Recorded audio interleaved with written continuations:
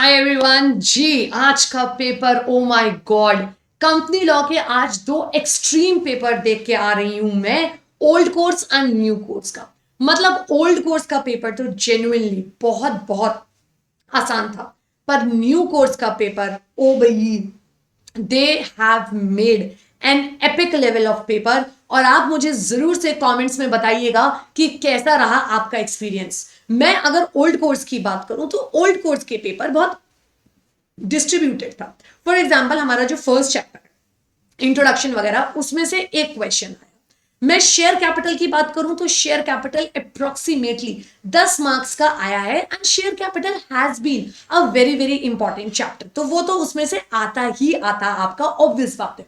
Next अगर मैं आपसे बात करूं डेट और चार्जेस जैसे चैप्टर की, एक क्वेश्चन आपका डिपॉजिट्स में से, एक क्वेश्चन आपका चार्जेस में से आया है एंड क्वेश्चन सिंपल है।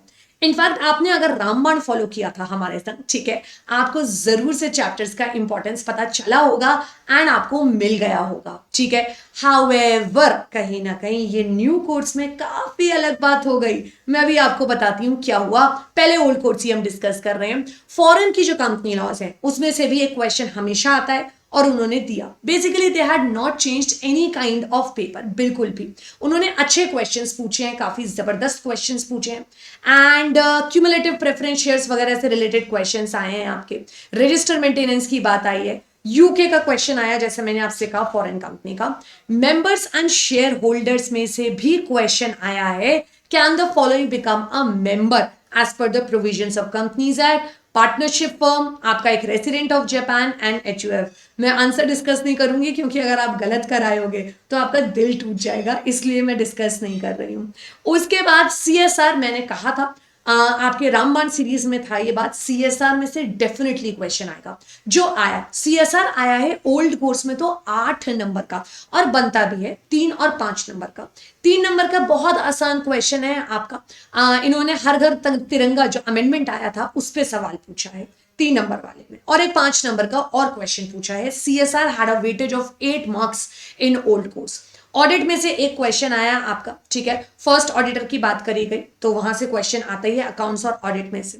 एंड जैसा मैंने आपसे कहा डिपॉजिट्स में से क्वेश्चन आया है।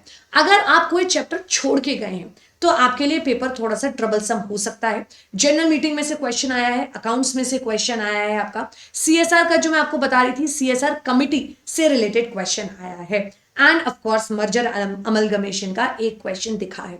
ये पेपर अगर मैं ओल्ड कोर्स की बात करूं, part B was quite easy. General meeting, board meetings, board of directors, women director, which is इनका फेवरेट क्वेश्चन है और आई थिंक ये इंपॉर्टेंट टॉपिक्स में से इन्होंने पूछा है। अगर आपने इंपॉर्टेंट टॉपिक सारे चैप्टर्स के एक बार नजर डाले हैं तो ये पेपर बहुत डुएबल था। पार्ट सी में जो आपके 2 क्वेश्चंस आते हैं सीएस से रिलेटेड, वो भी अच्छे आसान क्वेश्चंस थे। हाँ, सेकंड क्वेश्चन आप हो सकता है कई लोगों को नया लगा हो, बट फर्स्ट क्वेश्चन तो बहुत जेन्युइन क्वेश्चन है कि एक नया बंदा आ रहा है और पिछले प्रीवियस वाले बंदे से परमिशन लेनी है या नहीं लेनी है, इस पे सवाल था। सेकंड वाला क्वेश्चन शायद कुछ लोगों के लिए नया हो सकता है बिकॉज वो रेगुलर जो क्वेश्चंस पूछे जाते हैं उसमें से नहीं था। सो अगर मैं ओवरऑल बात करूं कैसा रहा पेपर ओल्ड कोर्स का, I definitely say it was easy, it was doable, इतना कुछ मुश्किल नहीं था। परंतु अगर मैं न्यू कोर्स की बात करूं, जो मैं देख पा रही थी बहुत सारे बच्चे ऑनलाइन आए थे ये ढूंढने के लिए कि यार पेपर वाकई में कैसा आया है, I think it is extremely lengthy. मतलब शायद एक बार को मेरे को भी डर लगता। एंड सबसे बड़ी बात, चैप्टर्स तो वही है, उन्हीं चैप्टर्स में से उन्होंने पूछा है, बट इतना डीप क्वेश्चन पूछा है, इतना डीप नॉलेज बच्चे का चेक किया है कि अगर आप नहीं करके गए हो इतना डिटेल में तो आई थिंक आज का पेपर आपके लिए ट्रिकी रहा होगा because jurisprudence was quite like doable था, बट कंपनी लॉ ने तोते उड़ा दिए एज एक्सपेक्टेड, क्योंकि फर्स्ट पेपर के बाद अंदाजा लग गया था ये एमसीक्यू नहीं पूछ रहे हैं। इन्होंने बना के the case study, 3 questions case study के पूछे और वो भी अलग अलग चैप्टर्स के। अच्छा खासा टाइम टेकिंग क्वेश्चन था ये। अब केस स्टडी के लिए शायद बच्चे तैयार नहीं थे। अगर आपको ये क्वेश्चन जल्दी करना था ना तो you could have been smart और आप पहले वो 3 पार्ट्स पढ़ते जो पूछे गए हैं और उसके बाद अंदर की कहानी पढ़ते। फर्स्ट क्वेश्चन वाज आपका on the basis of preference shares, share capital वाले टॉपिक में से ये क्वेश्चन आया। सेकंड इन्होंने उठा के आपको दिया ओहो शिफ्टिंग ऑफ रजिस्टर्ड ऑफिस, जिसको मैं नॉर्मली क्लास में डायग्राम के थ्रू कराती हूँ। 4 तरीके जो शिफ्टिंग ऑफ रजिस्टर्ड ऑफिस होते हैं, आपका एमओए एओए का ऑल्ट्रेशन का क्वेश्चन है ये, सेक्शन 13 उसमें से ये बात आई चल के। एंड थर्ड क्वेश्चन इन्होंने डिविडेंड में पूछा था। ये वाले दोनों तीनों ही चैप्टर्स में से जो क्वेश्चन है, मैंने रामबाण में चिल्ला चिल्ला के कहा था कि भाई साहब इसमें से पक्का क्वेश्चन आएंगे, और उन्होंने वही प्रायोरिटी वाले चैप्टर्स में से पहले केस स्टडी बनाए। और केस स्टडी इतना मुश्किल नहीं था। हाँ, आपने अगर टाइम पढ़ने में वेस्ट कर दिया तो ऑफकोर्स वो लंबा हो गया होगा। हाँ, अगर आप मुझसे कहो मैम पेपर लेंदी था, डेफिनेटली था, बिकॉज आप एक प्रेशर में होते हो, पेपर बड़े क्वेश्चंस हैं, 3 नंबर के क्वेश्चन भी बड़े हैं, 5 नंबर के क्वेश्चन भी बड़े हैं। सो उस हिसाब से ये लोग खेल गए हैं काफी अच्छा, और बच्चों का मोए मोए हो गया होगा, मैं मान के चल रही हूँ।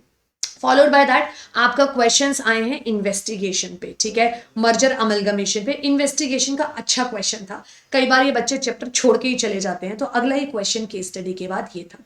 ऑब्जेक्ट क्लॉज से भी क्वेश्चन आया है ऑल्टरेशन का। दैट मींस एमओए एओए वाला जो चैप्टर है उसमें से इन्होंने 2 क्वेश्चंस पूछ डाले, रजिस्टर्ड ऑफिस का भी और ऑब्जेक्ट क्लॉज का भी। एंड एज आई सेड ये प्रोसीजर जरूर पूछेंगे, इन्होंने प्रोसीजर पूछा।